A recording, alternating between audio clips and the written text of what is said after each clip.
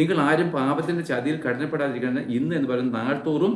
അപ്പം നാഥാം പ്രവാചകൻ ചെന്നിവിടെ പറഞ്ഞില്ലെങ്കിൽ അവന്റെ പാപത്തിൽ രസിക്കുകയും അവന്റെ ഹൃദയം കഠിനപ്പെട്ടിരിക്കുകയും പിന്നെ ദൈവത്തിനോ മനുഷ്യനോ അവനെ നേരായ വഴി കൊണ്ടുവരാൻ കഴിയാതെ ഇരുന്ന് കഴിഞ്ഞാൽ അവനെങ്ങോട്ടു നരകത്തിൽ പോമേ. അപ്പൊ ഇതാണ് കൂട്ടായ്മ. നമ്മളൊരു പാപത്തിൽ ഇരിക്കുന്നവനെ പാപത്തെ പറ്റി ബോധം വരുത്തണമെങ്കിൽ തമ്മിൽ എന്താണ് ബുദ്ധി ഉപദേശിക്കണം. ഇതാ കൂട്ടായ്മ യോഗം എന്ന് പറഞ്ഞാൽ. അല്ലാതെ കൈയടിച്ച് എല്ലാവരും കൂടെ ബഹളം ഉണ്ടാക്കി പിന്നെ ഒരുത്തം പറയും നിങ്ങൾ എന്തോന്ന് വന്നോണം കണ്ടോണം നിന്നോണം കേട്ടോണം പൊക്കോണം. ഇത് പള്ളിയിൽ ഇന്ന് പെന്തക്കോസ് ഇത് തന്നെ. പെന്തക്കോസിന്റെ അനുഭവം മുഴുവൻ തകർന്നു കിടക്കും. ഞാൻ പറയുകയാണ്. പക്ഷെ അതുകൊണ്ട് എന്താണ് ദൈവത്തിന്റെ വചനത്തിൽ മാറ്റം വന്നോ? മാറിപ്പോയത് നമ്മളോ? അപ്പം മാറ്റമില്ലാത്ത ഒരു കാര്യം എഴുതപ്പെട്ട വചനമാണ്. ഇതിങ്ങനെ ഓരോരുത്തരും പഠിപ്പിച്ചും അതുകൊണ്ട് ഞാൻ എൻ്റെ വിശ്വാസത്തിൽ വന്ന നാളുകൊണ്ട് ഞാൻ ബൈബിൾ വായിക്കാൻ തുടങ്ങി. അതുകൊണ്ട് എനിക്ക് ഇവരെ ആരെയും ഇതിനകത്ത് വീഴാനൊക്കത്തില്ല. അപ്പം നമ്മൾ എന്തായാലും ഇപ്പം പള്ളിയിൽ അച്ഛൻ പഠിച്ചാലും ഞാൻ പഠിപ്പിച്ചാലും സാർ ബൈബിൾ വായിച്ചത് അങ്ങനെയാണെന്ന് അന്വേഷിക്കണം.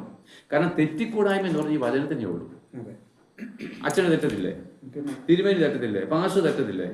പൗലോസ് പറഞ്ഞു ഞാൻ പോലും തെറ്റിപ്പോയേക്കാം, പക്ഷെ ഞാൻ എഴുതി തന്ന ഈ നിയമത്തിന് മാറ്റില്ല. അതുകൊണ്ടാണ് പറഞ്ഞത് ഞാൻ നിങ്ങളോട് അറിയിക്കുന്ന ഈ സുവിശേഷത്തിന് വിരുദ്ധമായിട്ട് ഞങ്ങളാകട്ടെ അല്ലേ സ്വർഗത്തിൽ നിന്നൊരു ദൂതനാകട്ടെ മറ്റൊരു സുവിശേഷം അറിയിച്ചാൽ. അപ്പൊ ഞാൻ എഴുതി തന്ന ഈ വചനത്തിന് വിരുദ്ധമായിട്ട് നാളെ എനിക്ക് ബുദ്ധിപ്രമം തന്നിട്ട് ഞാൻ വേറെ വല്ലതും പറഞ്ഞാലും എടാ പൗലോസ് അച്ഛനാ ഇന്നാൾ ഇത് തന്നത്, അപ്പൊ പൗലോസ് ഇപ്പൊ ഇതാ പറയുന്നത് നമുക്ക് ഇത് അംഗീകരിക്കാന്ന് പറഞ്ഞാൽ ഞാൻ ശപിക്കപ്പെട്ടന നിങ്ങളും ശപിക്കപ്പെട്ടന. ഈ എഴുതപ്പെട്ട വചനമല്ലാതെ യാതൊന്നും ന്യായവിധിക്കായിട്ട് ദൈവം എടുത്തിട്ടില്ല. ഏകദേശം മനസ്സിലായല്ലോ.